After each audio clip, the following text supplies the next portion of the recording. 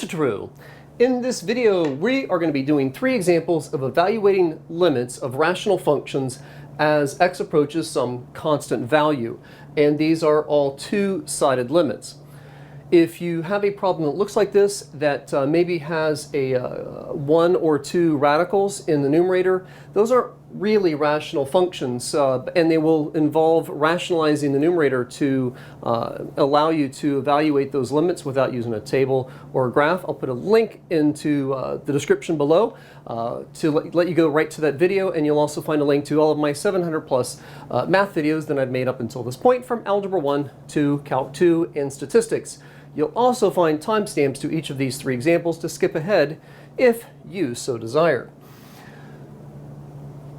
What we're going to be doing to evaluate these limits, it's either going to be just simplifying some pretty complex, fractions within fractions here, or we're going to be factoring the numerator and or the denominator. With all 3 of these, we're going to be finding another function. We're going to be basically deriving another function from these given functions that is said to agree with these functions everywhere except some given point. That given point being the value of c, or some specific value of x that we're trying to evaluate this limit at. And you'll notice with our first example here, 1 over, at least in terms of inside the parentheses, 1 over 3 plus x minus 1/3 over x. The domain of this function is that x cannot be equal to 0, nor can x be equal to -3. Well, as it happens to be, we're being asked to evaluate the limit at 0. So we're going to find another function from this, derive another function from this by basically simplifying the numerator and doing some algebraic work, maybe dividing fractions to come up with another function whose domain is not restricted at 0. So it would agree with this graph. Basically, if you graphed this equation, y equals this, and y equals the given, the equation we derive from it, on top of each other with a graphing calculator, you probably wouldn't be able to tell the difference. And I'll point that out with example number 2. Okay, so what do we do to evaluate this limit? Because right now, if you take the limit as x approaches 0 of the numerator, you're going to get 0. And if you take the limit as x approaches 0 of the denominator, that's also going to be equal to 0. So this is not really equal to, but the limit of this expression is in the form of 0 over 0, which is a form of a determinant, which means that, at least if it's in the textbook, more than likely we're going to be able to actually find a limit, though we're not guaranteed that it will exist. I just got done teaching this section with my students, and in the beginning of the year, we need to have really good algebraic skills to be successful in calculus. The vast, like 95% of calculus is actually algebra 2. And if we have some weakness in those skills in the beginning of calculus, well, then we just have to work on those as we go through the course and make sure we strengthen them up. One thing is that we need to recall that all math operations are effectively like a grouping symbol.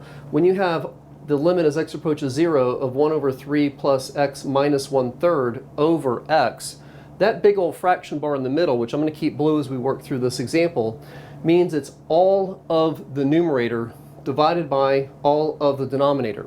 So to kind of well, actually I want you to be able to see all the steps when we're done. So we're going to look at just the numerator. I was thinking about taking this numerator and coming off to the side and just working with the addition of those fractions. It's all of the numerator, again, divided by all of the denominator. Well, in the numerator, we have 2 fractions that basically need to be added together. Now, we're not really guaranteed when we algebraically simplify this expression that that denominator of x, we want that factor of x to go away so that we have some simpler or other expression that allows us to plug in 0 and not have that division of 0. You're not really guaranteed it's going to go away, but if it's in a textbook, it's probably written in such a way that it will, that denominator of x will cancel out. And that's because all these expressions and these problems are basically derived and developed, designed to kind of emulate this definition of a derivative that we're about to learn in the next chapter. Our numerator has a fraction whose denominator, and again with that whole idea of the grouping symbol, in the numerator we have 1 divided by all of 3 plus x, minus a fraction with the denominator of just x. So remembering how to add and subtract fractions, we need to have common denominators. Now this first denominator has a 3 in it, and the second denominator has a 3 in it, but this is a term of 3 and this is a factor of 3. So these two denominators really in effect have nothing in common in terms of factors. So we're going to have to multiply this second fraction in the numerator by a form of 1. When you multiply by 1, the value doesn't change, like 2 times 1 is just 2. We want to multiply this fraction by a form of 1 looking like 3 plus x over 3 plus x. And maybe you don't need to really write that fraction bar in the middle there, but I'm just trying to show you that anything divided by itself is 1. We're going to multiply the second fraction by 1 and the first fraction by 1 in the form of 3 over 3. And close that parentheses up, we have the limit as x approaches 0, 3 times 1. Now what I'm going to do is I'm setting up a common denominator here with my two fractions. I want to make a big old fraction bar, not too big. I want to keep it smaller than this main fraction bar in our problem that I just said I was going to keep blue. And we have 3 minus that common denominator of 3 times 3 plus x. I'm going to leave down here. And we're going to do just one step at a time because we're just maybe getting used to this calculus. Maybe we haven't seen, or we need to strengthen our algebra skills as we go. So I'm going to really not distribute this -1 through the parentheses of 3 plus x, but we're going to do that in the next step. So we have 3 minus parentheses 3 plus x, or 3 minus 1 times 3 plus x. And all of that is over x. Okay, I'm not going to worry about this denominator of x and what we're going to do with that until we get that numerator all cleaned up. We're going to take this -1 and distribute and have the limit as x approaches 0 of 3 minus x over 3 times 3 plus x. All of that over x, and close that parentheses right there. Of course we have that 3 minus 3 is equal to 0, so that's just going to go away, yielding the limit as x approaches 0 of -x over 3 times 3 plus x, all of that, highlight that in blue, that main fraction in blue, all of that over x. Now the reason why I'm keeping that main fraction highlighted in blue is when you got fractions in the numerator and denominators and a main fraction, or just fractions all over the place, we really need to be able to keep track of that big main division. Now we have a single fraction in the numerator and a single fraction in the denominator. We need to remember that as we read from top down, right, fraction bars mean division, and we have a numerator divided by a denominator that I'm going to write as a fraction just to really emphasize that it is the numerator divided by the denominator. Well, remember when we learned how to divide fractions, right? When we divided fractions, when we had this in stacked form, that's really the numerator divided by the denominator, and so we would bring that denominator up to the side. And I'm just going to do this with a small numerical fraction just in case anybody needs it. I know some of my students have in my class. We have 1/2 divided by 3/7. Well, that's of course 1/2. Now I'm going to write the division sign sort of and read this left to right. 1/2 divided by 3/7. And that means we're going to, when we divide fractions, we multiply by a reciprocal. So 1/2 divided by 3/7 is equivalent to 1/2 times 7/3. Or basically what we're going to do is we're going to take that denominator and sort of bring it out and multiply. I get like a pigtail showing a flipping action here. Multiply by the reciprocal. So we have the limit as x approaches 0 of -x over 3 times 3 plus x times 1 over x. Now that I've shown that division of x as a multiplication of 1 over x, we have got these common factors in the numerator of the first fraction and the denominator of the second fraction. They're going to be able to cancel out. And we have, we're almost done, the limit as x approaches 0 of negative 1 over 3 times 3 plus x. I now have an expression derived from our original expression. If it was y equals such and such, I'd be calling it a function, which I actually already have. Now we have a point here that we can take the value of x, we can let that value of x approach 0, and in effect, as we show the work, kind of just plug it in and get negative 1 over 3 times 3 plus 0, which of course is going to be negative 1/9. And that is the end of our first example. Example number 2 coming up right now.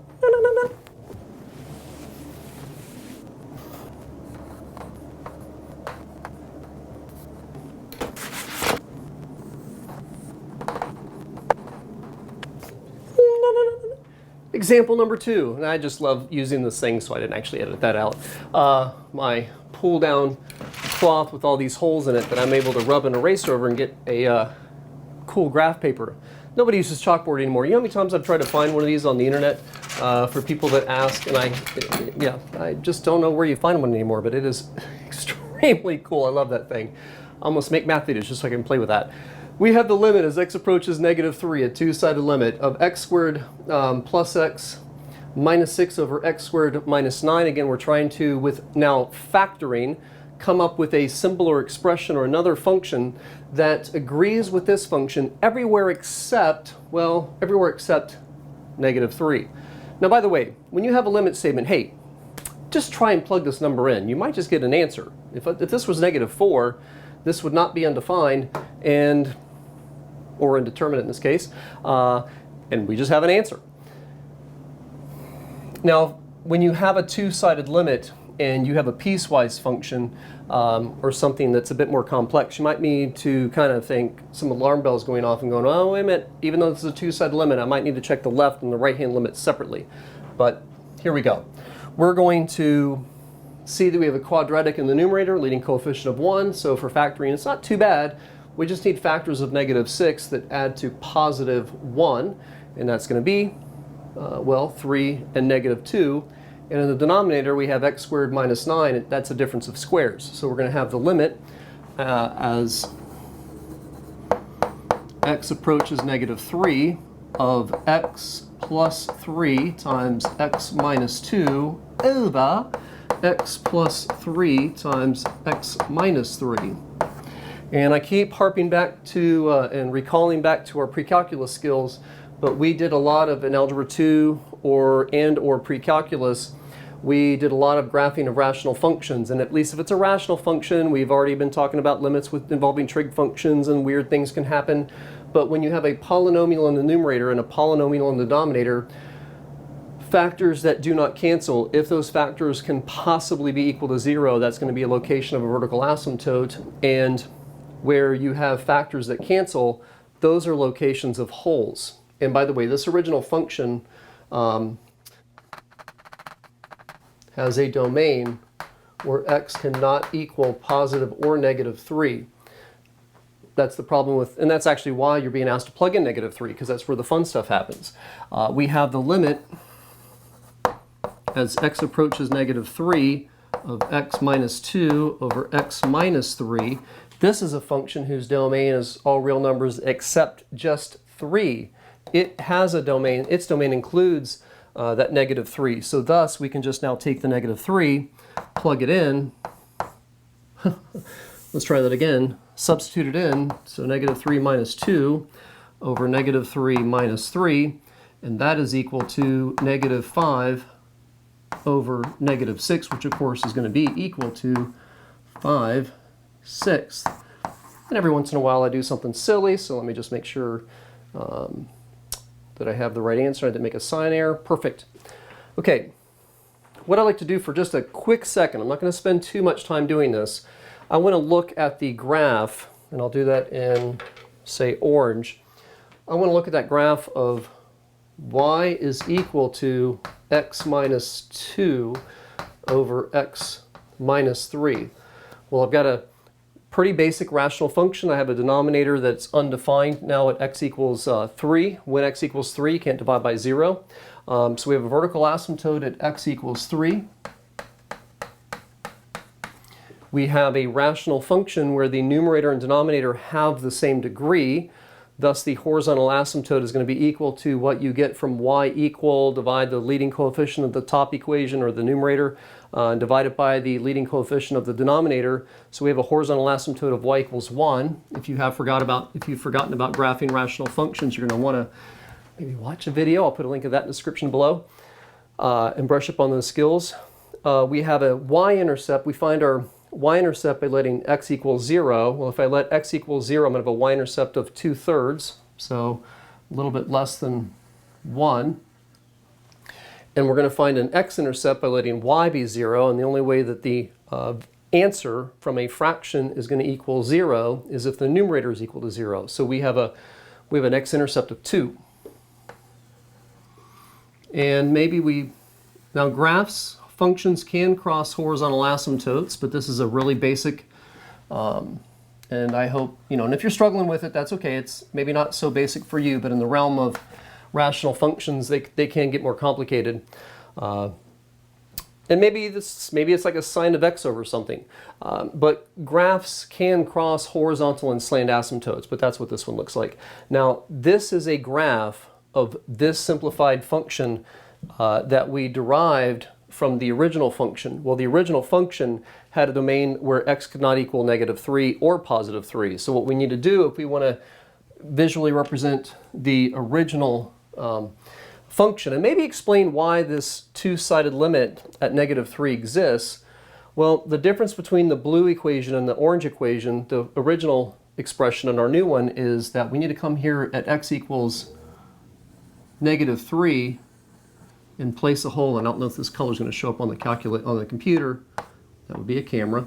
But this is the graph. So if you did this way through TI-84, maybe with a color screen, you would see one color show up for one function and one color show up for the other. But the calculator, unless you're very specific about how you set up the window and the table and the settings and stuff, you're not going to see that hole. So that left and right-hand limit are equal. Thus, this two-sided limit exists, and it's equal to 5/6. We got one more problem involving factoring coming up right now. Alrighty. Now, really, I'm just including this one because I've taught math for 25 years now, and I had to do it again this year, and I'll have to do it again next year. Every time a new school year starts, I got to go on the internet or the textbook or something and remind myself, how is it, what's the factoring formula for a sum of cubes and a difference of cubes?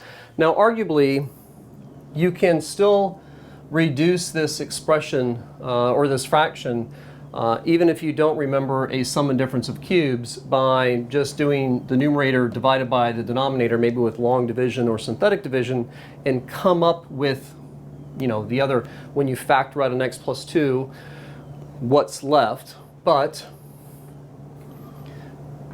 the sum of cubes, so a cubed plus b cubed is equal to a plus b. You take the cube root, if you remember the pattern, take the cube root of both the first and second term, and then it's a plus b times a squared minus ab plus b squared. And of course, if there's a minus sign, a squared cubed.